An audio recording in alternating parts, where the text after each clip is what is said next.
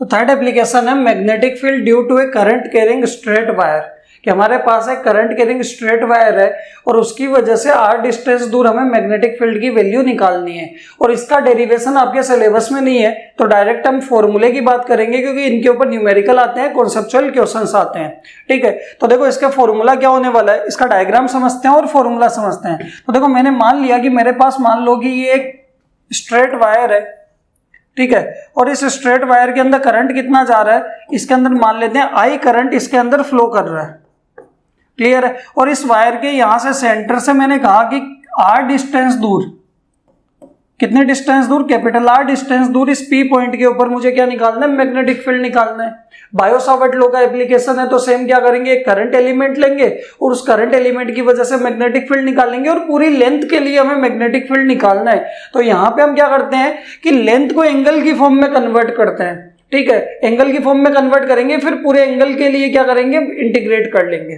तो यहां पे देखो एंगल कैसे बनेंगे कि आपके पास दोनों एंड, मान लो ये वायर है ए बी, तो इस वायर के दोनों एंड से उस P पॉइंट को ज्वाइन कराओ, दोनों एंड से क्या करो, इस P पॉइंट को ज्वाइन कराओ, और ये जो एंगल बनेंगे, एक एंगल बनेगा φ1 और ये दूसरा एंगल P पॉइंट पे क्या बनेगा φ2। कि आपके पास एक करंट कैरिंग स्ट्रेट वायर है, इस वायर से r डिस्टेंस दूर P पॉइंट पे हमें मैग्नेटिक फील्ड निकालना है, ठीक है। तो यहाँ पे आपको करंट गिवन है, डिस्टेंस गिवन है, और जो भी वायर है उस वायर के दोनों एंड से हम क्या करेंगे, P पॉइंट के ऊपर लाइन से ज्वाइन कराएंगे, और जो भी एंगल बनेंगे उनको क्या बोलेंगे, φ1 φ2। तो इस P पॉइंट के ऊपर जो मैग्नेटिक फील्ड आएगा, इस मैग्नेटिक फील्ड की वैल्यू होने वाली है B equals to μ0/4π I by capital R।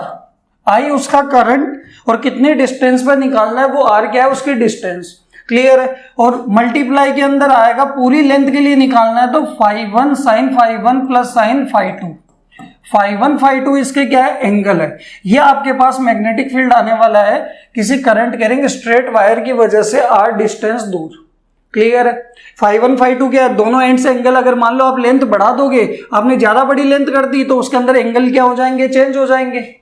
और μ0/4π तो क्या है, कांस्टेंट है, I क्या है, कितना करंट इसमें फ्लो कर रहा है, और R क्या है, कितने डिस्टेंस पे हमें निकालना है। ये आपके पास मैग्नेटिक फील्ड का फॉर्मूला होने वाला है करंट कैरिंग स्ट्रेट वायर की वजह से, क्लियर है। इसके अंदर दो स्पेशल केस भी आपके पास आने वाले हैं, तो उनकी बात करते हैं। कि देखो सबसे पहला स्पेशल केस होगा कि अगर मान लो आपका वायर क्या है, इनफाइनाइट है, इनफाइनाइट का मतलब लॉन्ग स्ट्रेट वायर है, तो उस केस के अंदर ध्यान रखना φ1 और φ2 दोनों कितने हो जाएंगे, 90 हो जाएंगे। कि अगर इनफाइनाइट वायर है तो इनफाइनाइट वायर के लिए तो ये पॉइंट क्या होगा, डिस्टेंस क्या होगी, बहुत छोटी सी हो जाएगी। और जितनी ज्यादा डिस्टेंस अगर आप बढ़ाते जाओगे, मान लो आपका पॉइंट बहुत ज्यादा पास है, तो जैसे जैसे आप डिस्टेंस बढ़ाते जाओगे एंगल क्या होता जाएगा, इंक्रीज होता जाएगा, और जब एकदम पास हो जाएगा तो एंगल दोनों एंड से क्या हो जाएगा, 90 डिग्री हो जाएगा। तो यहां पे आप लिख लोगे इफ वायर इज इनफाइनाइट, कि आपका वायर क्या है, इनफाइनाइट है, या फिर पॉइंट P है वो बहुत ज्यादा पास होगा, क्योंकि इनफाइनाइट होगा तो पॉइंट P क्या होगा, वायर के बहुत ज्यादा पास हो जाएगा। तो उस केस के अंदर φ1 और φ2 दोनों कितने हो जाएंगे, वो हो जाएंगे 90 डिग्री। और जब दोनों 90 होंगे तो sin 90 प्लस sin 90 दोनों कितना होता है, sin 90, 1 प्लस 1 कितना हो जाएगा, 2। यानी आपके पास मैग्नेटिक फील्ड आ जाएगा, वो आ जाएगा μ0I/4πr, और ये 1 plus 1 sin 90 plus sin 90, 1 plus 1 2, यानी आपके पास कितना आ जाएगा, 2 μ0I/4πr लिख लो। या फिर आप चाहो तो 2 से 4 को कैंसिल कर दो, μ0I/2πr लिख लो, कोई फर्क नहीं पड़ेगा। बट मैं नहीं करता कैंसिल, क्यों नहीं करता, क्योंकि मुझे μ0/4π की वैल्यू डायरेक्ट पता है 10⁻⁷। अगर कैंसिल कर दोगे तब भी वही आना है, 2 × 10⁻⁷, अभी भी क्या आना है, 2 × 10⁻⁷ I/r। क्लियर है यहां तक। ये कहां पे आया, जब वायर आपका क्या है, इनफाइनाइट है, लॉन्ग स्ट्रेट वायर है। इसके अंदर सेकंड केस आता है कि अगर मान लो कि आपने जो पॉइंट P लिया है, सेकंड केस क्या होने वाला है, if point P is at one end of wire, कि जो आपका पॉइंट P है वो वायर के एक एंड पे है, तो कैसे निकालोगे, कि अगर आप देखोगे, मैंने कहा कि ये आपके पास मान लो वायर है, ये आपके पास पॉइंट P है, वो इस एंड के ऊपर, ए वाले एंड के ऊपर ही मैंने पॉइंट P ले लिया, तो जरा बताओ इस एंड से एंगल कितना हो जाएगा, इस एंड से एंगल हो जाएगा आपके पास फाई 1 मान लेते हैं, कितना हो जाएगा 0।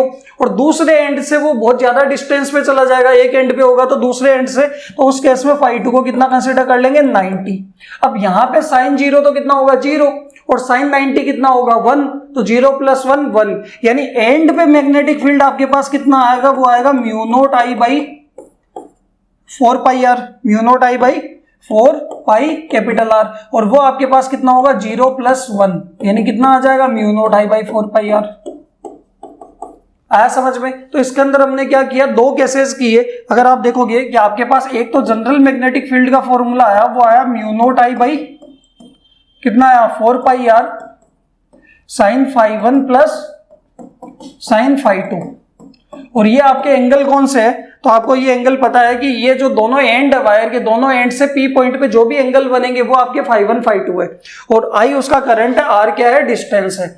और आपके पास अगर वायर इनफाइनाइट है तो म्यू नोट आई अपॉन कितना आया 4 pi R into 2 mu naught I upon 4 pi R, और एंड पे कितना आया, एंड पे आया mu naught I by 2 4 pi are.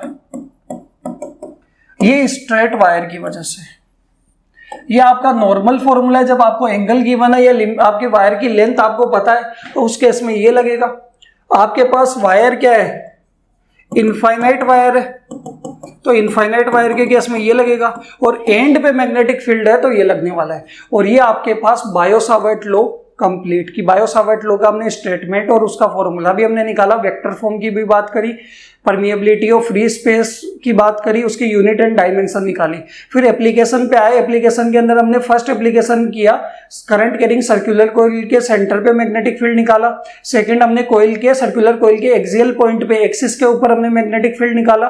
Third हमने यहाँ पे इसका डेरिवेशन नहीं किया, आपके सिलेबस में नहीं है, बट हमने क्या किया, इसका फॉर्मूला डिस्कस कर लिया कि इसका फॉर्मूला न्यूमेरिकल कैसे होने वाले हैं, फॉर्मूला क्या होने वाला है, इनसे हमें क्या करना है, न्यूमेरिकल करना है। ये क्या है, magnetic field due to a current carrying straight wire. Next हम बात करेंगे इसके अंदर बायो-सावर्ट लॉ के कॉन्सेप्चुअल क्वेश्चंस की।